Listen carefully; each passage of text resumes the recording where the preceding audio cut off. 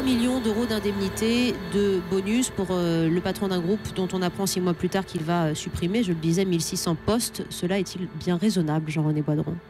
Raisonnable, non. Je pense qu'on ne peut pas, évidemment, compte tenu de la somme qui est mise en évidence, évidemment, en face des licenciements qui ont lieu aujourd'hui, on ne peut pas considérer que c'est raisonnable, mais c'est pas la responsabilité du président actuel, pour deux raisons. La première, c'est que ce n'est pas lui qui s'est donné cette rémunération et qui s'est donné ce bonus de départ.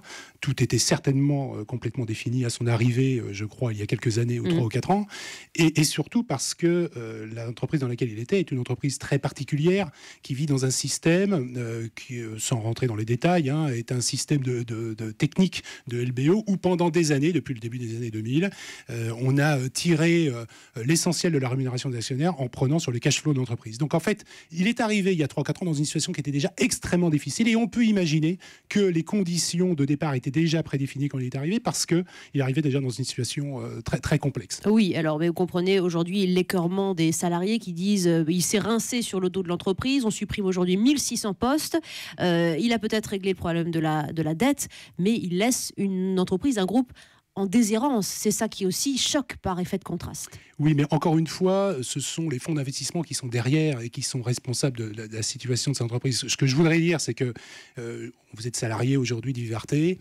forcément, vous ne pouvez que réagir donc de manière violente à ces révélations qui étaient certainement connues d'ailleurs donc avant l'annonce des licenciements. Mais il faut bien comprendre qu'on est là sur une ultra-minorité d'entreprises avec une ultra-minorité de ce type de fonctionnement qui ne représente pas du tout le mode de fonctionnement des entreprises en France et des PME en particulier. C'est un cas particulier, mais en fait, on lui a demandé de faire un boulot compliqué, régler cette dette, et il était payé pour ça. En conséquence, les actionnaires aussi ont décidé de payer sa rémunération, son bonus de sortie en conséquence. Absolument. Ce que je voudrais dire aussi, c'est que, comme ça a été mentionné ce matin par Emmanuel Macron, on est là sur un gros travers, il faut le dire, du capitalisme ou de l'économie de marché dans laquelle nous sommes, qui a beaucoup de vertus.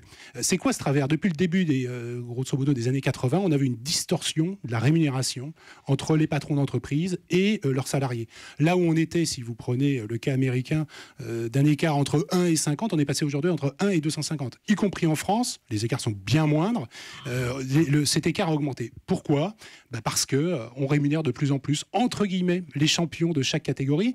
Et ce qu'on observe dans le monde économique n'est pas autre chose que de ce que vous avez observé dans le monde sportif entre le début des années 80 et aujourd'hui. Vous prenez le domaine du football, le domaine du tennis, les rémunérations, les gains, les bonus, les récompenses sont concentrés sur une minorité de personnes. Bien sûr, et mais donc, dans le domaine économique, vous retrouvez la même chose. Rémunérer comme un champion de l'économie quelqu'un qui est viré 2 ans plus tard pour des inquiétudes sur sa stratégie, admettez que ça pose un problème sur la définition du champion. Nous sommes bien en phase sur ce point. Ça pose un vrai problème, qui est un problème, disons-le, sociétal et social. Et il faut comprendre la réaction du politique sur le sujet. L'acteur économique que je suis vous dira le meilleur ou le moins mauvais des systèmes, c'est le système de l'économie de marché.